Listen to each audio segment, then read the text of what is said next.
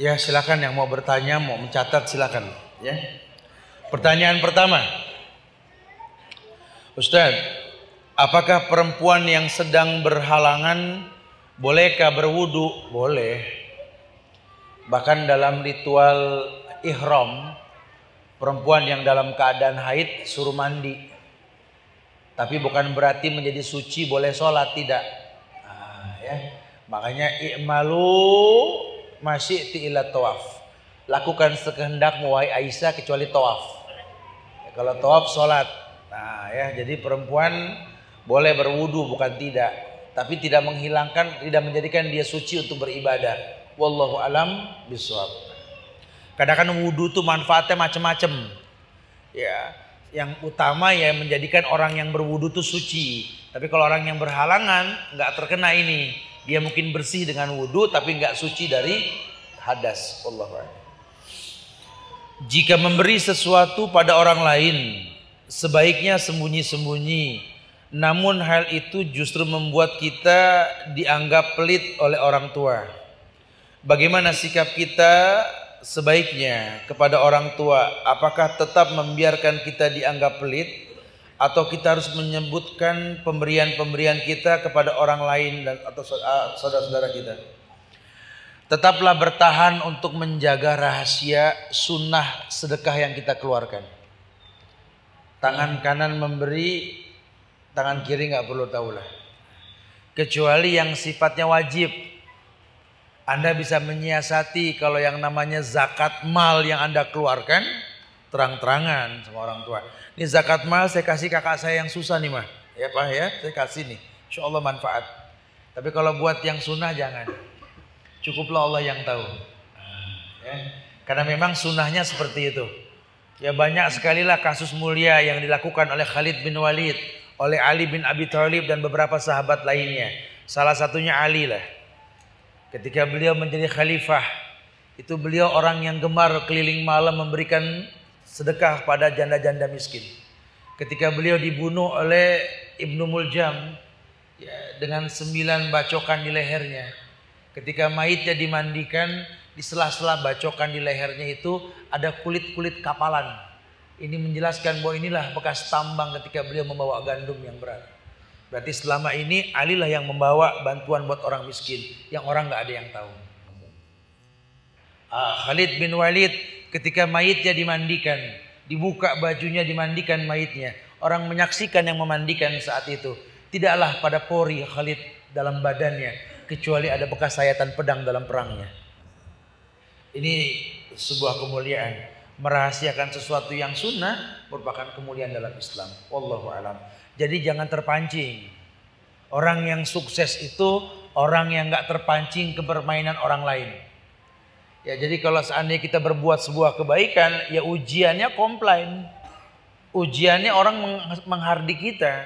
Kita jangan terpancing. Apalagi antum punya masa lalu yang buruk. Sekarang sudah bertobat. Udah jangan perlu orang lain tahu. Antum melihat dalil dalam riwayat Imam Muslim tentang 3 hal yang menimbulkan manisnya iman. Yang ketiga, nanti bahasan ini akan datang kita bahas di masjid yang lain ya. Di bahasan yang ketiga itu ada yakni ayakraha yauda fil kufr badait anqadahullah kama yakrahu ayyudzafa wajhu finnar. Orang bisa merasakan manisnya iman kalau dia membenci akan masa lalunya yang buruk. Jadi yang paling baik dia punya masa lalu yang buruk, dia tutup, udah orang nggak perlu tahu. Cuma kadang-kadang Ustaz, ini kadang-kadang Ustaz. Emang hidup ini kadang-kadang sih Ustaz ya. Aduh, saya udah nggak mau macem-macem Ustaz, cuma dia mancing-mancing saya. Aduh, kalau dia tahu siapa saya, tuh kan. Kita ngomong yang enggak-enggak, timbulnya apa? Muskilah ya. Kamu beruntung ketemu saya sekarang, kalau dulu aduh. Dia buka tangannya kiri kanan biar kelihatan tatonya, betul.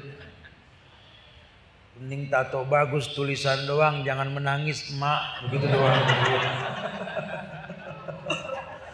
Bikin orang takut ya. Jangan suka bangga sama dosa. Apalagi senyum-senyum dengan dosa sendiri, jangan. Tangisi dosa di masa lalu. Ini kadang-kadang kita tergolong orang yang senyum sendiri. Antum kenapa senyum sendiri?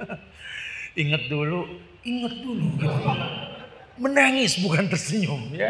Nggak mungkin merasakan manisnya iman. Wallahu a'lam. Assalamualaikum. Berapa lama iktikaf di bulan Ramadan? Yang paling afdol itu 10 hari terakhir.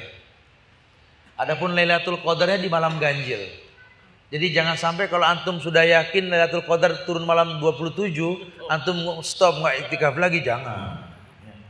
Nggak begitu bahasanya. Nabi itu mencontohkan iktikaf, dia ikat perutnya itu 10 hari terakhir itu loh. Itu paling afdol. Ini kan permasalahannya orang udah labil dah kalau udah malam 27 ke sana labil. Kenapa? Bayangin rame takbiran, ya. Orang pada belanja. Jangan tergolong orang yang senang dengan lalunya Ramadan. Jadilah orang yang sedih dengan lalunya Ramadan, itu lebih baik. Ya.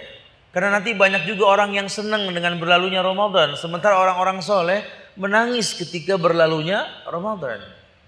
Ya, kita harus tergolong yang kedua, menangis ketika lalunya Ramadan. Bahkan dalam sebuah riwayat dikatakan bahwa kalau orang manusia tahu betapa mulianya Ramadan, mereka minta setahun ini semua Ramadan. Setahun semuanya Ramadan. Buat yang gak demen puasa, semuanya. Sebulan aja gak beres-beres. Tapi kalau buat orang yang soleh, dia pengen Ramadan ini setahun kalau perlu ya. Wallahu a'lam bishawab. Baik, khalas. Khair, insyaallah manfaat kita bisa melanjutkan ba'da subuh dan ba'da maghrib insyaallah besok ya.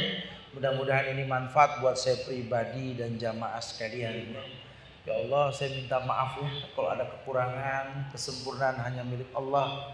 Dan Allah mudah-mudahan menjadikan kita mulia dengan datangnya Ramadan, menjadi hamba-hamba Allah yang bertakwa dengan Ramadan insyaallah, dan tiap kita diberikan furqan nantinya insyaallah.